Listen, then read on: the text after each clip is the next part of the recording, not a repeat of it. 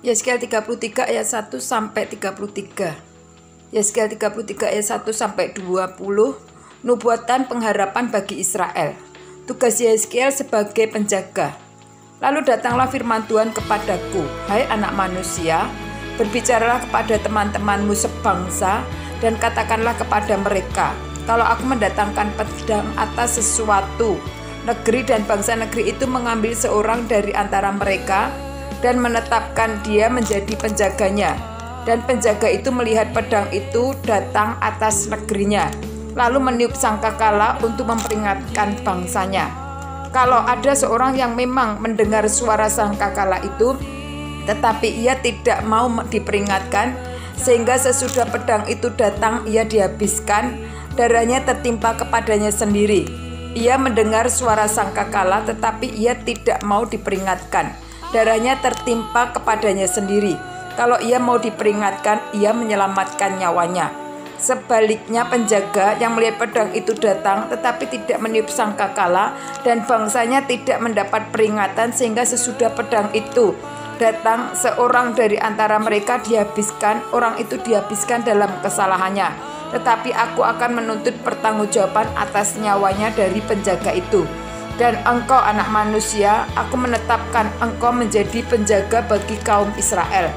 Bila mana engkau mendengar suatu firman daripadaku, peringatkanlah mereka demi namaku. Kalau aku berfirman kepada orang jahat, hai orang jahat, engkau pasti mati. Dan engkau tidak berkata apa-apa untuk memperingatkan orang jahat itu supaya bertobat dari hidupnya, orang jahat itu akan mati dalam kesalahannya. Tetapi aku akan menuntut pertanggungjawaban jawab atasnya, nyawanya daripadamu. Tetapi jikalau engkau memperingatkan orang jahat itu supaya ia bertobat dari hidupnya, tetapi ia tidak mau bertobat, ia akan mati dalam kesalahannya. Tetapi engkau telah menyelamatkan nyawanya. Dan engkau anak manusia, katakanlah kepada kaum Israel, kamu berkata begini, pelanggaran kami dan dosa kami sudah tertanggung atas kami, dan karena itu kami hancur. Bagaimanakah kami dapat tetap hidup?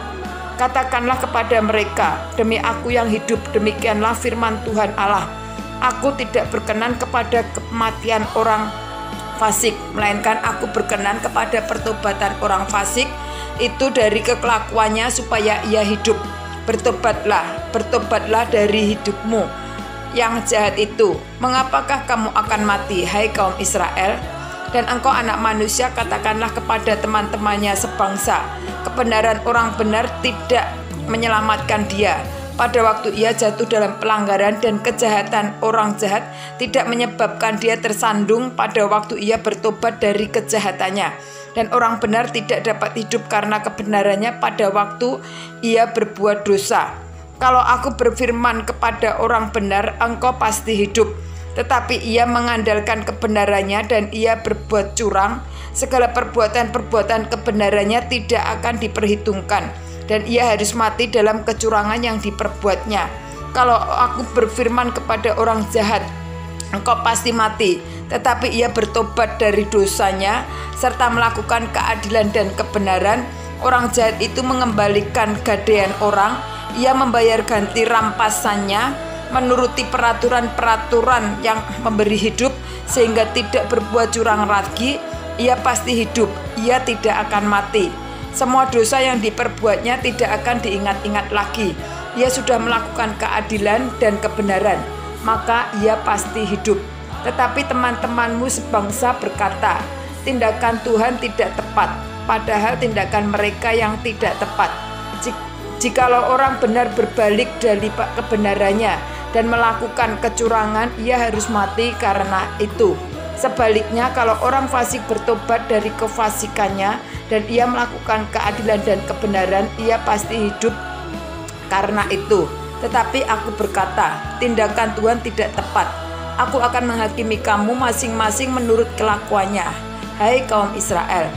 Yeskel pasal 33 ayat 21 dan 22. Berita kejatuhan Yerusalem. Pada tahun ke-11 sesudah pembuangan kami, dalam bulan yang ke-10 pada tanggal 5 bulan itu, datanglah kepadaku seorang yang terluput dari Yerusalem dan berkata, kota itu sudah ditaklukkan. Maka kekuasaan Tuhan meliputi aku pada malam sebelum kedatangan orang yang terluput itu, dan Tuhan membuka mulutku pada saat menjelang kedatangan orang yang terluput itu pada pagi hari. Mulutku sudah terbuka dan aku tidak bisu lagi. Yeskiel pasal 33 ayat 23 sampai 33. Israel berkeras hati di negerinya dan di pembuangan.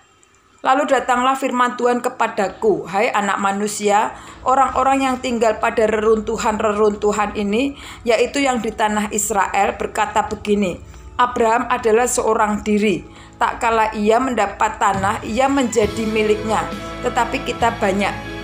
Tentu tanah ini diberikan kepada kita menjadi milik.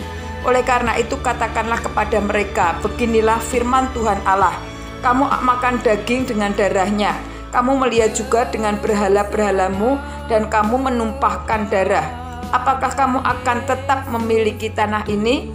Kamu bersandar pada pedangmu, kamu melakukan kekejian dan masing-masing mencemari istri sesamanya. Apakah kamu akan tetap memiliki tanah ini? Katakanlah begini kepada mereka, beginilah firman Tuhan Allah.